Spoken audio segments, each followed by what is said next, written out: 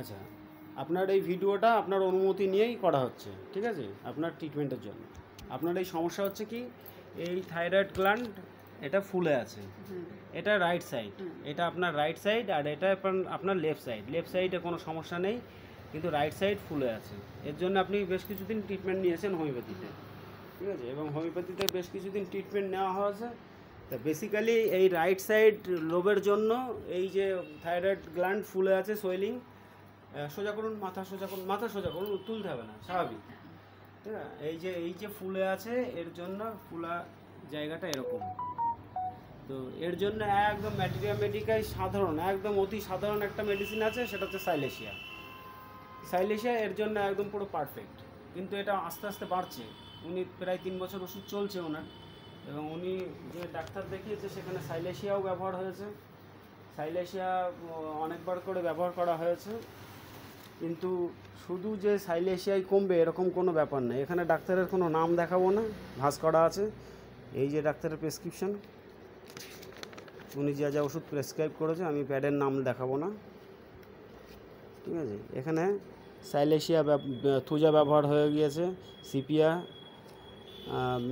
বেলিস্পার সবই চলেছে।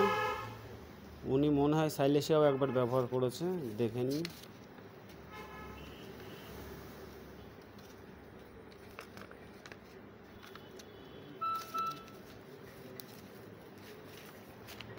নাম দেখানো যাবে না,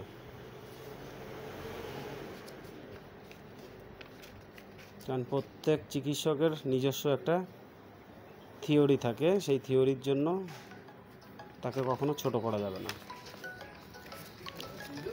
আচ্ছা, তা সে যাই হোক, এবার বেসিক্যালি একটা 2 লাইন কথা বলে দিই। সেটা হচ্ছে যে আপনার এই যে ট্রিটমেন্টের জন্য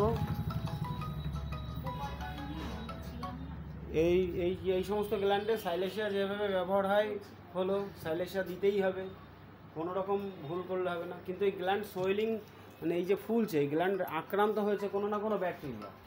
এই গ্ল্যান্ডে কোনো না কোনো ব্যাকটেরিয়া আক্রান্ত হয়েই কিন্তু গ্ল্যান্ডগুলো ফুলেছে।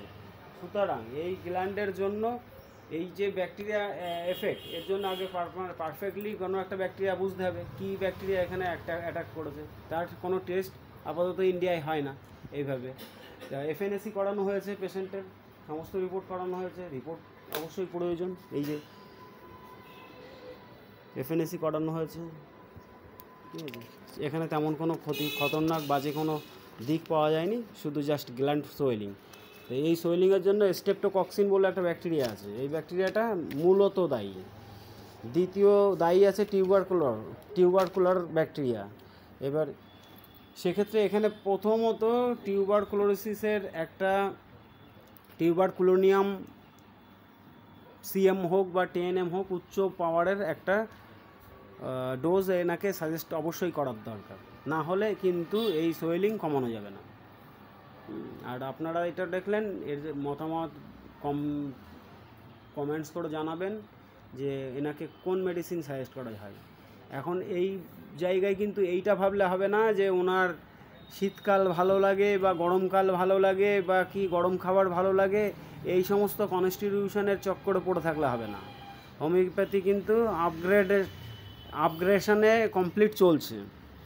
ওই এখনও শুধু ওই ঠান্ডা গরম আর শীত বর্ষা নিয়ে পড়ে থাকলে হবে না, রুগীকে ঠিক করতে হবে এবং পারফেক্টভাবে সুস্থ করে দিতে হবে।